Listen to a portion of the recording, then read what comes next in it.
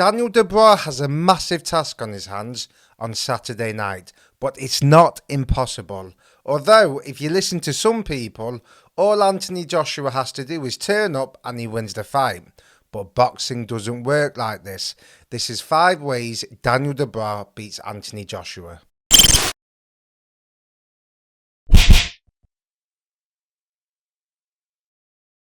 Number 1, counterpunching.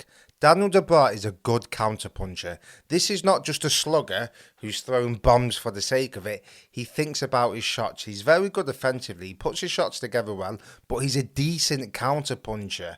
When you're throwing shots at him, he has the brain to understand when to throw the counters. And if you look at his last few fights, you could see a tactic was to come back straight away.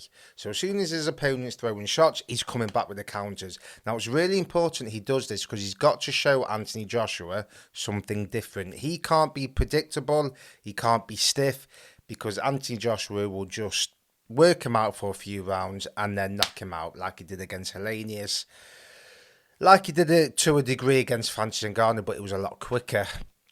Didn't take him long to work him out. Obviously, he's not a boxer, so it was always going to happen. But Dubois has to show something different. And if you look at some of these clips here, you can see he is a good counter-puncher. So if you look at this footage against Hrgovic, he's coming back with the counters. Hrgovic leads off, again with the counter. So if I slow it down, right hand by Hrgovic, and you can see he's coming back with a counter. It's fast, it's sharp. He has to do this a lot. It's really important he does this, because if you create doubt in Anthony Joshua's mind, that's the keys to victory. As I've said on my previous videos, Anthony Joshua is an extremely analytical fighter, right? He's on form when everything's going well.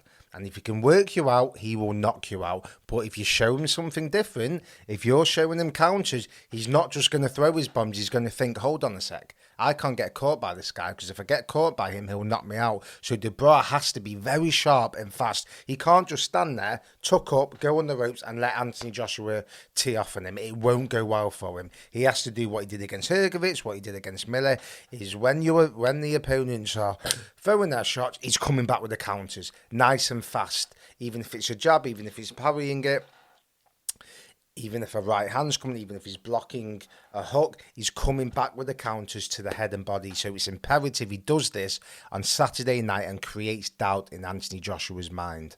Number 2, educated pressure.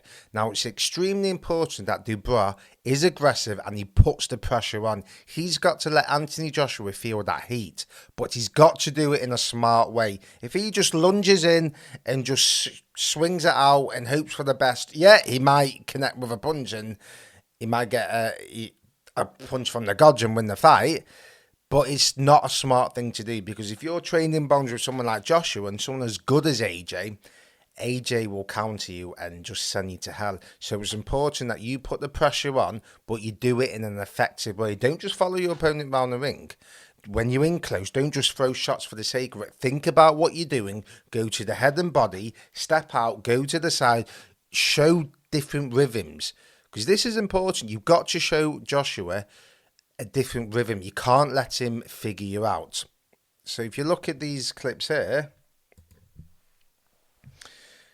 nice sharp 1-2, and then gets back out of range. Good uppercut there. This is really good. He goes to the head and body. Nice combinations. Fast, powerful. Throwing a lot of punches here. I like the way he throws the uppercut there against Usyk. Obviously, Usyk's just a master. He's a moving target, but he's not just lunging in here. He's trying to figure Usyk out to a degree.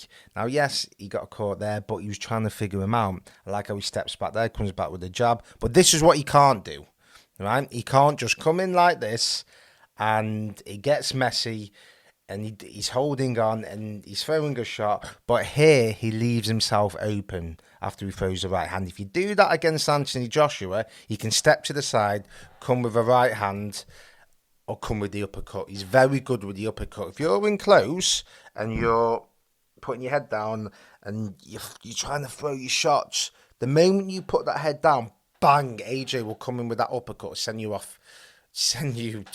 to space. Right, he did it against Klitschko. He's really effective and good with his uppercut. So you can't just steam in and throw your combinations. You have to do it in an educated way. It's extremely important. Number 3, footwork. Now, this is what could win Dubois the fight. He isn't just a plodder like a Deontay Wilder. His footwork's decent. Sometimes he's light on his toes. He can create angles. And this is extremely important. I can't tell you how important this is. He's got to show Anthony Joshua a different rhythm. Right? You can't just stand in front of him and hope for the best. You have to show AJ something different. You've got to create doubt in his mind. Doubt causes confusion. Right, if you look at this footage here, nice 1-2, and then gets out of range. Nice with the feet there. This is a good roll. Creates a little bit of an angle. Again, it's something different. It's nice. It's light on his feet. Now, if you look at the footage against Usyk isn't Anthony Joshua. Joshua doesn't have the same movement. But you can see at times he is light on his feet. He's not just plodding forward. Yes, it's extremely hard to work Usyk out. The mental pressure he puts on you, the footwork is masterful. But Dubois did well in stages. If you look at this is what I like. This is what he's good at. Nice and light on the feet. Right? This is what I want to see a lot of here. So let me take it back. There. Just bouncing on your toes like that. It may look subtle and it might not look a lot, but it gives you something different, right? It shows your opponent something different. It offsets you. And when you're fighting a power puncher, you don't want him to hold his feet, get his feet set, and land his punches. That's when he will knock you out. If you just take a little step back, a little bounce on your toes, that's why you see amateurs do it all the time, or create an angle, create a pivot, it just offsets the power puncher. Right? And it shows something different. So he's got to be nice and light on his feet. Hand speed and punch variation. Again, I'm going to keep using the word rhythm and offsetting Anthony Joshua and showing him something different. But it's key that Dubois is fast with his hands, nice and fast, and he varies his punches up. Don't be predictable. Don't just do a double jab right hand, right? You have to show Joshua different. I'm going to keep saying this. You have to show him something different. Go to the head and body, feint to the body, go to the head, feint to the head, go to the body, touch the head, go to the body, whack the uppercut in. Show your variation. Create that doubt in Anthony Joshua's mind. Let him think. I can't just lunge in here because this guy's faster than I thought. He hits harder than I thought. If I do this is going to cause me a problem. As I'm going to keep saying, you've got to create doubt and you have to show a variety in your work. So it's essential that Dubois hand speed and the punch variation is up to scratch. If you look at this footage here against Miller, nice 1-2, fast, sharp, again, to the body, to the head, nice, to the head and body, to coming back, nice, 4 or 5 punch combinations, uppercut at the end. This is good work from Dubois. It really is. This is what he's got to do. He's got to keep showing something different, right? I know I keep saying this, and it's like I'm saying the same thing and repeating myself, but that's what boxing is. It's repetition, right? And you've got to create doubt, and I'm going to keep saying this, and I might sound like a broken record, but this is what he has to do. You can't just go in there and swing for the fences and hope for the best. You don't do that, and I don't think he will do that, providing there's no injury and he's healthy. I think he's going to go in there and he's going to show Anthony Joshua something different. The idea that Joshua just has to come in and just has to turn up to win the fight, I don't buy. I think Dubois is a very, very dangerous fighter. Number 5, and I'm going to keep this simple, because sometimes keeping it simple is what wins your boxing fights, right? And at the end of the day, what it's going to boil down to, I think, is desire. How much do both of these men want it? Now, yes, of course they want it, right? They've got the keys to the kingdom, right? Anthony Joshua has. Daniel Dubois will have the keys if he wins the fight. But it's the desire. Now, there are question marks about Dubois when it gets to the trenches and you're in the battle, right?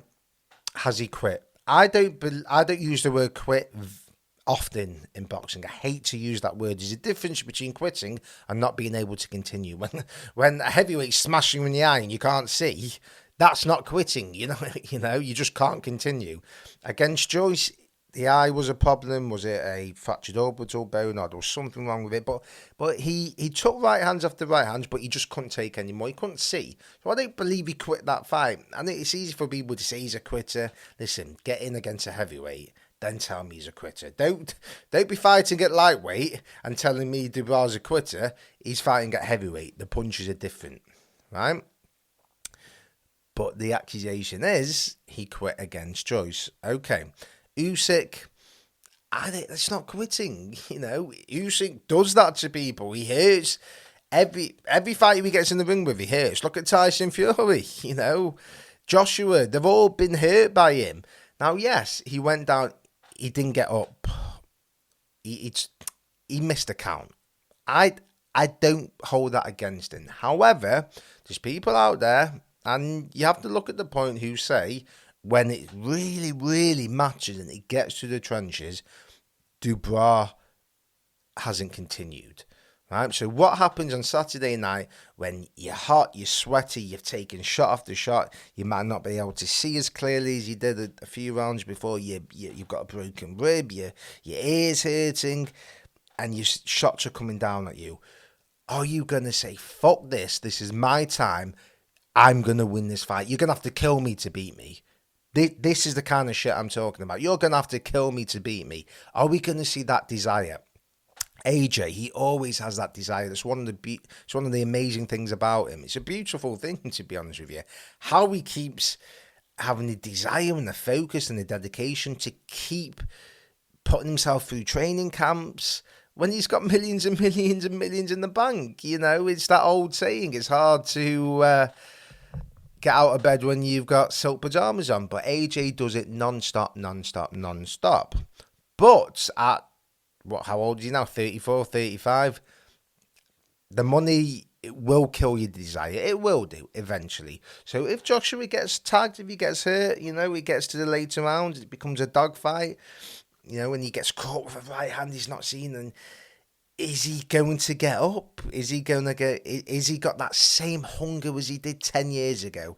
It's impossible to have it. It's impossible because money and success will chip away at your hunger. Yes, we know he's got the desire, but does he really have the desire? Now, it may sound simple, but this is what it could boil down to on Saturday night. Who wants it more? Very simple, but sometimes boxing is simplistic. Desire is very, very important. Right. So that's how, in my opinion, Daniel Dubois wins this fight. But anything can happen. I'm going to give my final prediction later on. I'm still torn on it. I'm still torn on it. Now, it could be easy for me to say Anthony Joshua wins the fight, he knocks him out. That will be an easy thing for me to say. But as I keep saying on my videos, there's something brewing in the air, I think. There's something in the air. Maybe there's an upset. Maybe there's not. Right. Like, comment, and subscribe.